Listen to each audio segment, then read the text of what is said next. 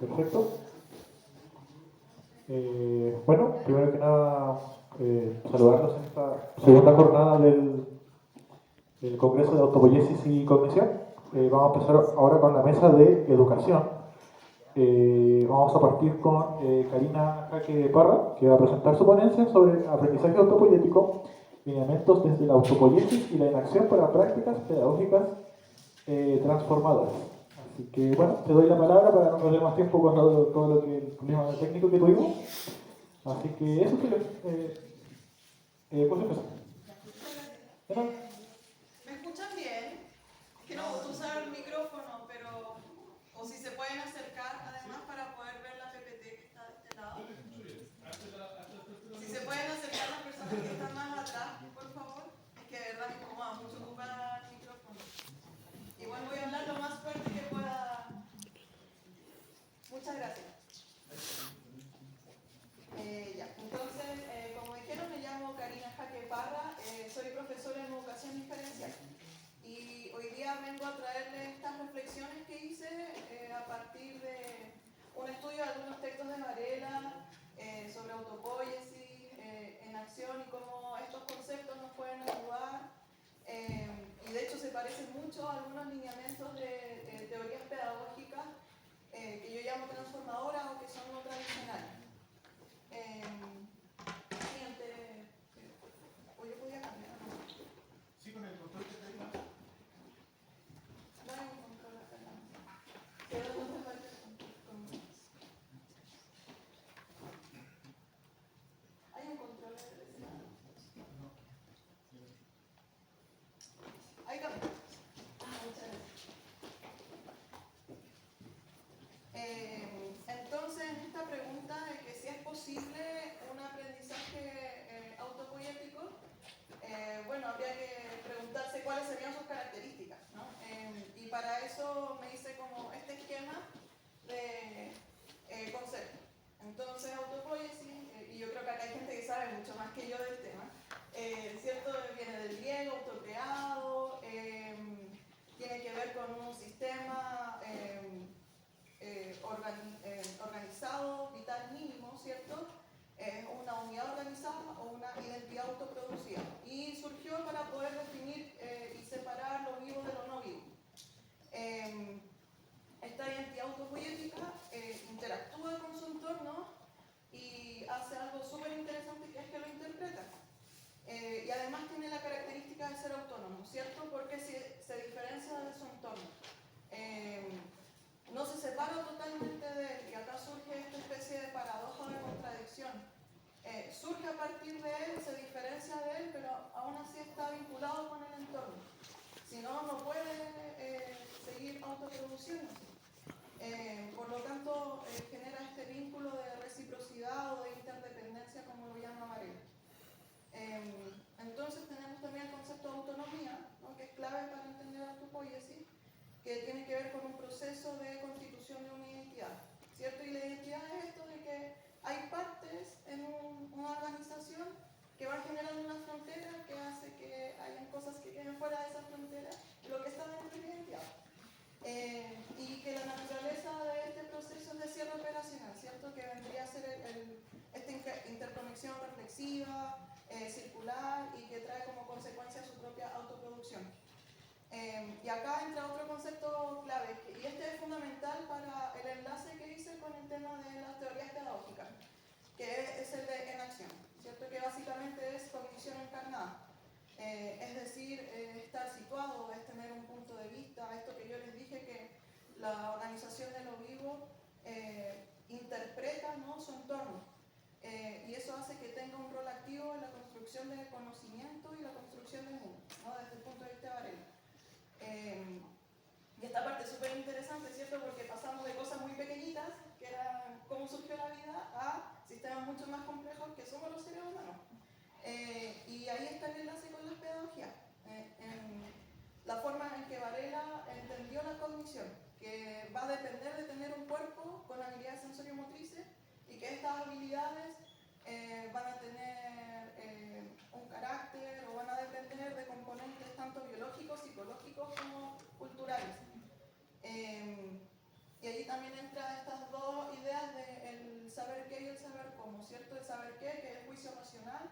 y el saber cómo, que sería esta habilidad o respuestas espontáneas que vienen como del sentido común de la vida diaria, ¿no? Y que usualmente está sumamente relegado, ¿cierto? En la construcción de conocimiento suele ser más importante el saber qué, el concepto puro, la teoría, etc. Y el saber cómo es da un poco lo mismo, pero para Varela no, y lo cito. Dice, en vez de tratar el know-how como un desecho que se puede eliminar progresivamente mediante el descubrimiento de reglas más elaboradas, considerarlo la esencia misma de la cognición creativa. Y con esa cita es que les voy a compartir ahora estos lineamientos de lo que llamo pedagogías no tradicionales o prácticas pedagógicas transformadoras.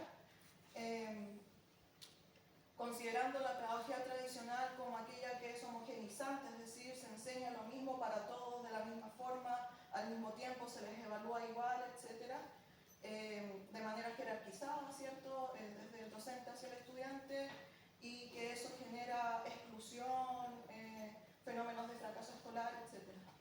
Entonces, sobre todo con el concepto de inacción, yo vi estos paralelos, ¿no? Primero, el aprendizaje para la comprensión. Esos autores señalan que comprender no se va a reducir a conocimiento teórico ni a reproducir información de otros, sino que comprender es una habilidad que permite pensar y actuar con flexibilidad a partir de lo que ya sabemos. Entonces, la comprensión para estos autores puede evolucionar, se pueden proponer metas que me permitan alcanzar niveles de comprensión, y sobre todo se tienen que desarrollar y se tienen que aplicar de manera concreta, o sea, corporizada. La comprensión no es algo como que está encerrado en nuestra mente de manera teórica, sino es que se evidencia comprensión cuando yo ejecuto ciertas tareas.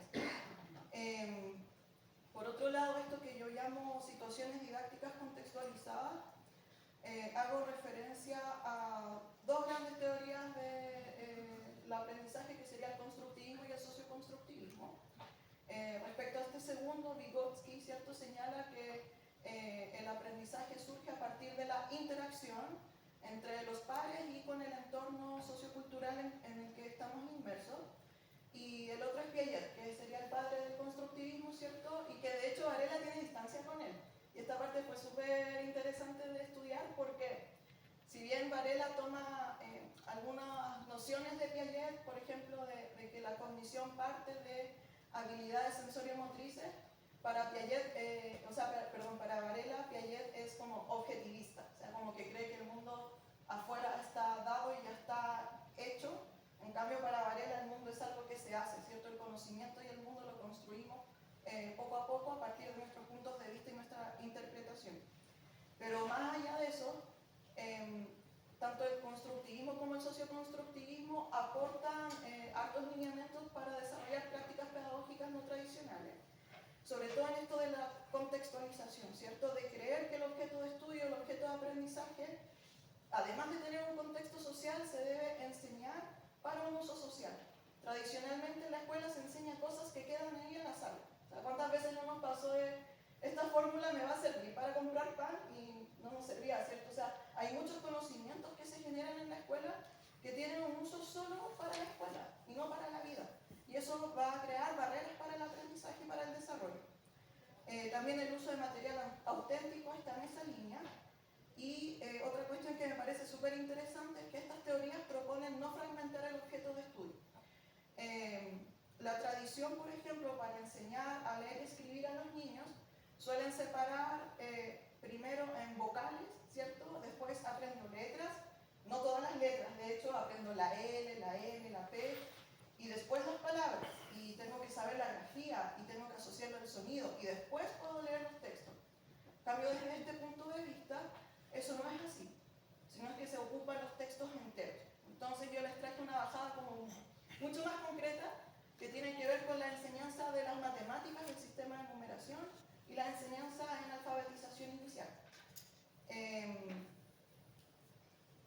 La primera, vamos a ver cosas de la teoría de las situaciones didácticas de Rousseau, que viene como a cambiar el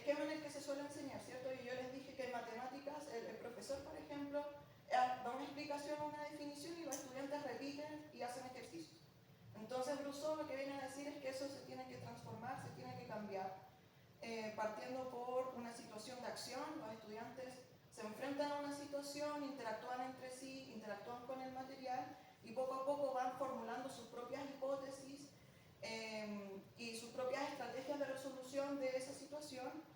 Después se crean momentos de validación al compartirlas con sus pares y finalmente se desarrolla la institucionalización, que es cuando ya se formaliza y a esa cosa que estaban haciendo se les da un concepto. Por ejemplo, están jugando con la recta numérica, avanzan y retroceden, y después de relacionarse con el material y con eso que están haciendo, se puede decir, mira, sumar es como avanzar y restar es como retroceder. Y eso ayuda a ampliar las nociones que ellos tienen sobre, en este caso, las operaciones. Por otra parte, me pareció súper importante hablar del fracaso escolar, que sería este fenómeno de no aprendizaje, ¿cierto? En donde tradicionalmente se le responsabiliza al estudiante sobre el fracaso escolar. Es decir, hay como componentes en su personalidad o en sus características que hace que no aprenda.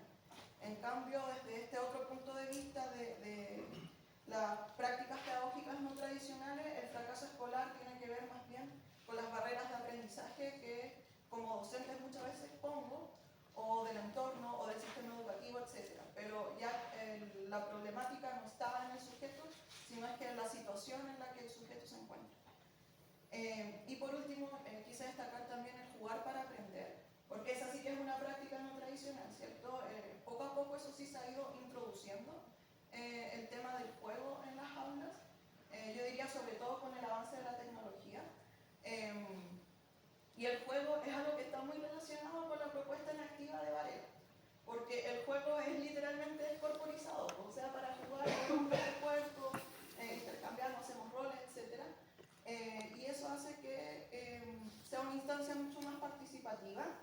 El juego también, al ser voluntario, permite desarrollar más motivación por aprender y es no teórico, o sea, los niños y niñas no necesitan saber como conceptos muy abstractos, rebuscados para jugar y aún así se pueden aprender en la medida que se están jugando y que después se formalizan.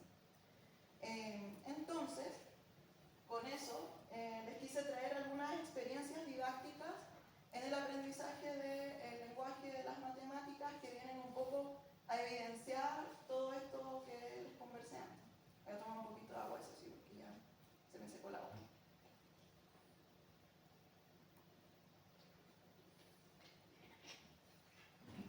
Entonces, esta primera experiencia se llama dobles y mitades, triples y tercios.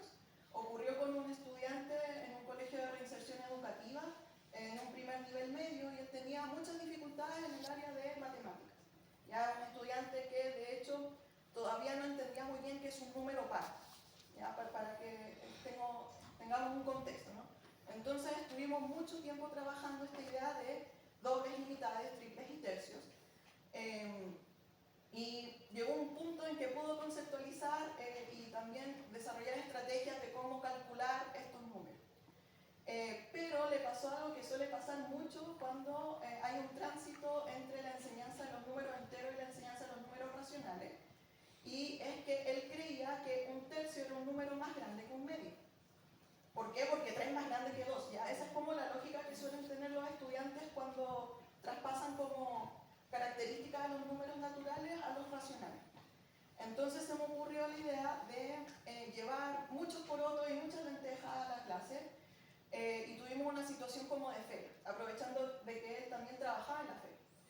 Y le pedí que calculara un medio kilo de porotos y un tercio de kilo de lentejas. Y eso, al calcularlo, echarlo en la bolsa, ¿cierto? Medirlo en la pesa, tomar las bolsas y ver que el medio kilo era más pesado que el tercio de kilo, finalmente se dio cuenta, a través de su experiencia corporal, ¿no? Que el medio es un número más grande que el tercio. ¿Ya? Ese es un ejemplo de cómo podríamos llevar a cabo esta idea de que a través de acciones motrices, ¿no? Podemos desarrollar habilidades cognitivas y más abstractas como un número. Esta otra situación de juego, eso sí, es con un cuarto básico. Uno de esos estudiantes, de hecho, todavía no estaba alfabetizado convencionalmente, estaba en su proceso.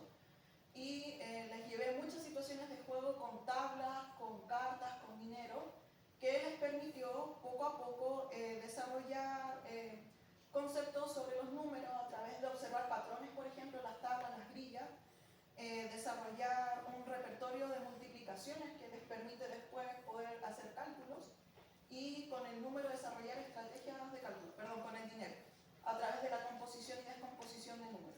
Y todo eso a través de situaciones de juego. Pues estábamos jugando un bingo, por ejemplo, de encuentra tal número y sacaban cartas y veían si es que esos dos números multiplicaban sus cartas, estaban en su cartón del bingo. No se estaban dando cuenta que estaban haciendo muchos cálculos porque estaban jugando.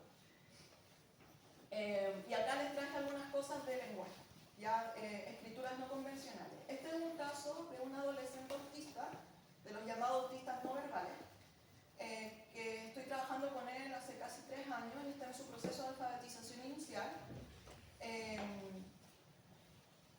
Este ha sido un año en donde ha avanzado, pero así un montón, porque antes yo no le estaba proponiendo ciertas situaciones que son fundamentales para el desarrollo de la conceptualización del lenguaje.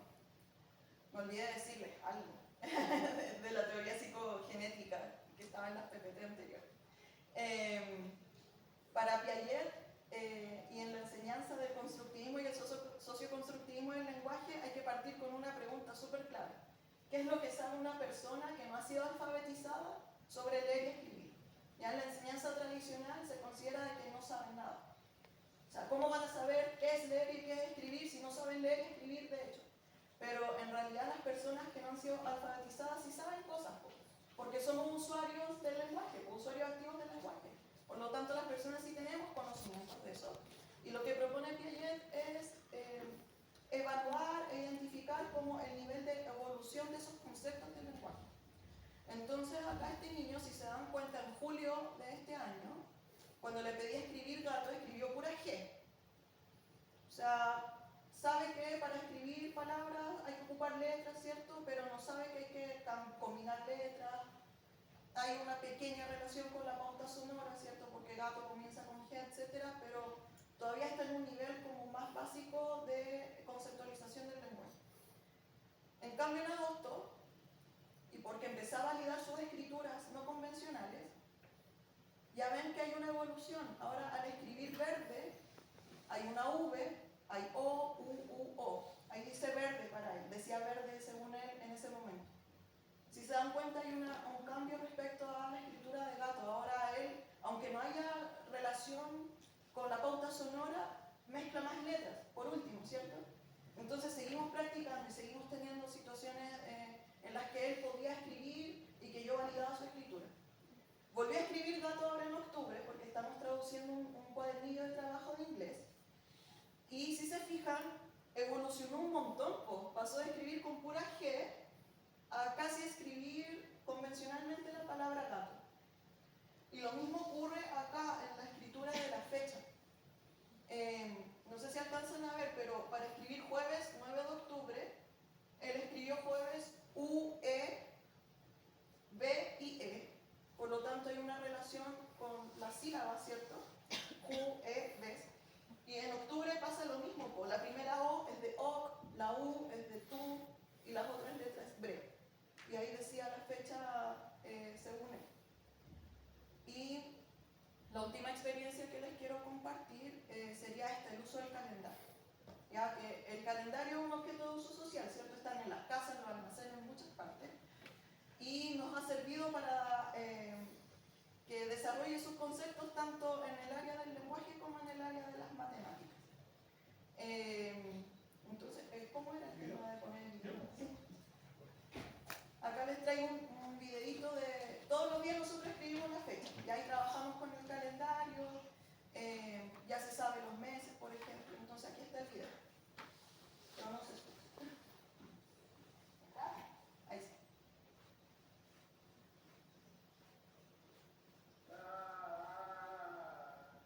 ¿Qué dice acá?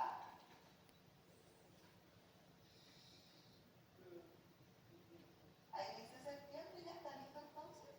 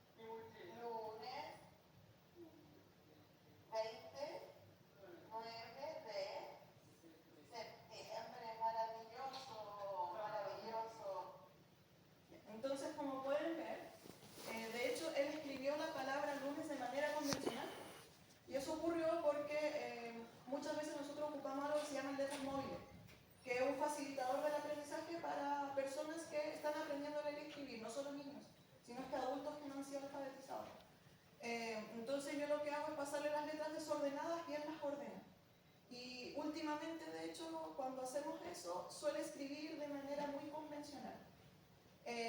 Y septiembre también, si se fijaron, él al principio, yo siento que pensó que no estaba con la S y la E para escribir septiembre, como que faltaba algo, ¿no? Entonces agregó otra S, otra E y una P. Ya estaba completa la palabra y además está relacionada con la pauta sonora, ¿cierto? No son letras que no tengan que ver con septiembre. Y por último, una cuestión súper interesante que ha pasado en las últimas semanas es que conceptualizó el número 29, ya porque él tenía muchas dificultades con el sistema de numeración. Y para el 29 entonces se descubrió y se dio cuenta que se compone de 20 y se compone de 9.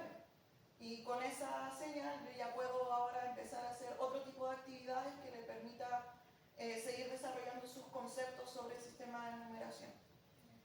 Entonces, con todo eso, y para ir cerrando ya mis últimas como conclusiones o reflexiones, es que sí, efectivamente, aprendizaje autopoyético sí, podría ser, pero con ciertas características y ciertos criterios. Entonces, puede haber aprendizaje autopoyético cuando es corporizado. O sea, si no se usa el cuerpo, si no se usan habilidades motrices y una disposición activa, ¿cierto? No nos va a servir que los estudiantes estén sentados solo copiando lo que dice el profesor, ¿cierto? Copiando lo que sale en la PPT. Tienen que hacer acciones, tienen que hacer cosas para poder aprender, para poder desarrollar su propio conocimiento, y además esas mismas acciones nos van a ayudar a evidenciar comprensión de lo que están aprendiendo. Además debe ser contextual, ¿cierto? Debe tomar en cuenta la historia personal de quienes están aprendiendo. Como dice Varela, las capacidades cognitivas están inseparablemente unidas a una historia que es vivida. O sea, no puedo obviar la experiencia vital de las personas que aprenden. Esa parte fundamental es como el punto de partida para desarrollar más aprendizaje. Y por supuesto también el aspecto sociocultural, pues si no estamos así como en una nube o flotando en el aire, ¿no? Hay elementos particulares de nuestro contexto que son distintos a otros momentos históricos, y lo mismo ocurre cuando estudiamos un contenido específico, por decirlo así. Ese contenido también tiene un contexto sociocultural de donde surgió. Y por último, el aprendizaje autopoyético es autónomo, ¿ya? Es decir, por mucha, y acá hice como una especie de metáfora quizás, con el sistema autopoyético que también es autónomo, ¿cierto? Que aunque tenga interacciones con lo que está afuera, se autoproduce. Pasa lo mismo con el aprendizaje, o sea, por muchas interacciones o las cosas que ocurren con los pares puedan influir, finalmente el sujeto es quien construye su propio aprendizaje. O sea, yo no puedo imponer eso en la mente de otra persona. Y esta idea de autonomía también me ayuda a reflexionar sobre aquellos elementos que separan el aprendizaje del no aprendizaje, que eso es algo clave, porque si no vamos a seguir como reproduciendo lo mismo y terminamos con, no sé, el 50% de las personas en Chile no entienden las cosas que leen, o tanta deserción escolar, hay 5 millones de personas que no han completado su escolarización en el país, y es una cifra altísima, y quizás cuántos de esos no son personas alfabetizadas. Por lo tanto, es importante que como profe reflexionemos en cuáles son estas barreras efectivamente que separan el aprendizaje del no aprendizaje. Y con eso, bueno, quería cerrar. Lo otro ya son referencias bibliográficas por si alguien quiere como investigar. Muchas gracias.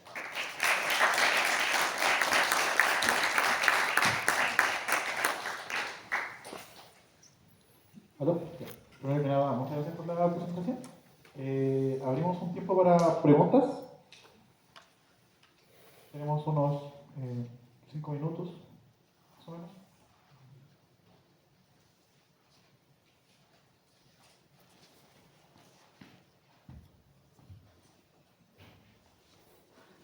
Gracias por los ejemplos prácticos que traes y yo creo que cada uno queda con la reflexión respecto de la educación. Lo que he extrañado en este congreso, y lo traes tú a propósito de tu presentación, es como esta aplicabilidad que tiene el congreso en sí mismo, en la capacidad de poder generar el conocer a partir de la propia organización de este tipo de eventos. Porque mucho de lo que tú has podido aplicar lo he visto en otras ponencias que sería muy enriquecedor ese cruce de áreas disciplinarias para acelerar el aprendizaje de las personas y de la falta de alfabetización que en Santiago no se nota tanto. Mi hermana hace clases en Curacautín y la verdad es que estamos a siglos y siglos de lo que aquí hay. Por lo tanto, es una invitación a que este tipo de eventos también genere una aplicabilidad y una sinergia entre los expositores. Gracias. Sí, al respecto yo creo que es súper importante que lo que ocurre dentro de la academia pueda también trascender los espacios, ¿cierto? Así como lo que ocurre dentro del aula se aplique en la vida, ¿no? Que es algo que hace falta. Sí, tiene que haber mucho más diálogo, creo yo. Muchas veces a los profes nos falta, de hecho, el marco conceptual necesario para poder actualizar nuestra práctica docente. Y a la academia le falta la parte práctica y concreta de cómo eso que se plantea se lleva a cabo. Entonces sí, gracias por el espacio y ojalá se sigan haciendo espacios donde la teoría y la práctica vayan juntas, que es de hecho lo que Varela decía, ¿no? Que la cognición es eso, es mente y cuerpo unidos, entonces hay que hacerlo. Ya. ¿Alguna otra pregunta?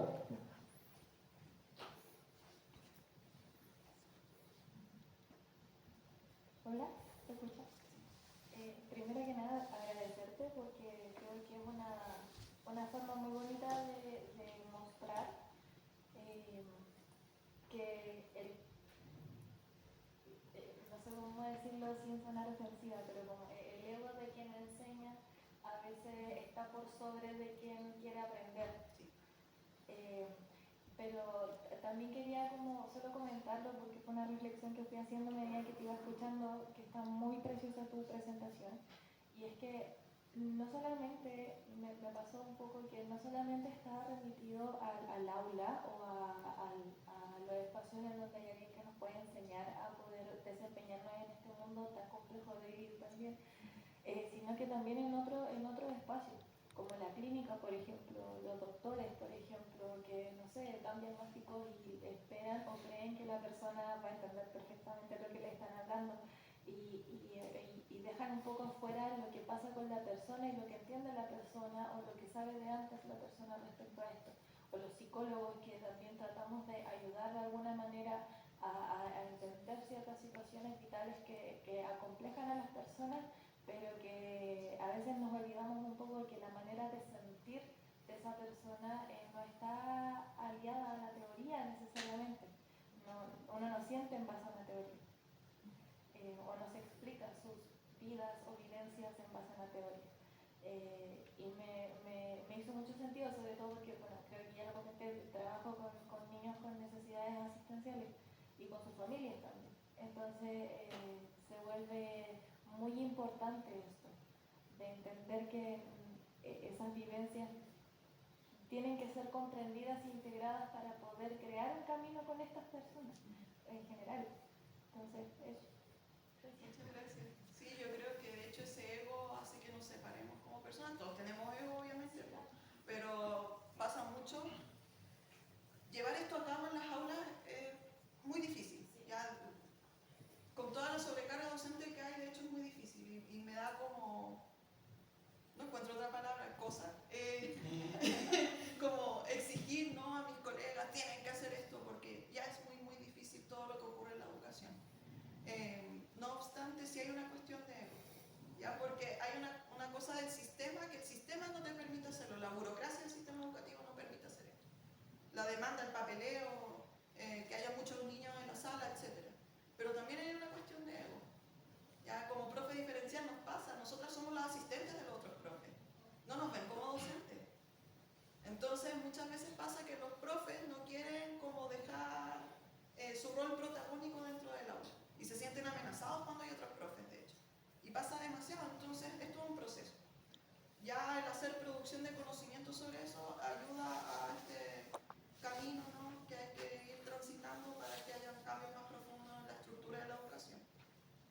Y yo creo que poco a poco hemos ido avanzando, pero sí, estamos muy lejos de que este sea lo que ocurra usualmente en las aulas y en otros espacios comunes.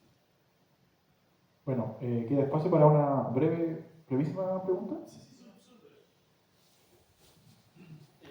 Hola, primero muchas gracias. Segundo, me encantó que mencionaras, Álvaro, porque viste tus ejemplos en torno al juego.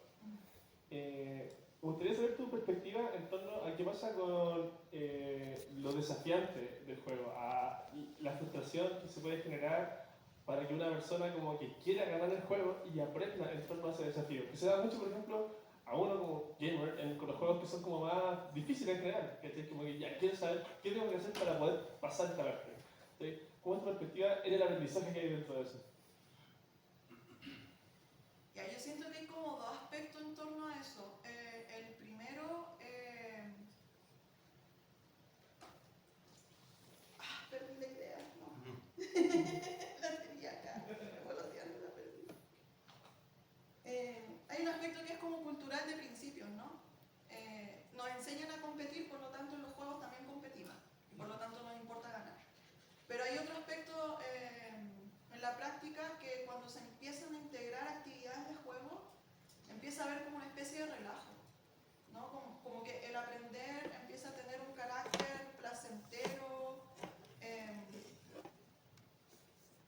filosóficamente erótico, ¿no? Como no el eros sexual, sino es que el eros del disfrute.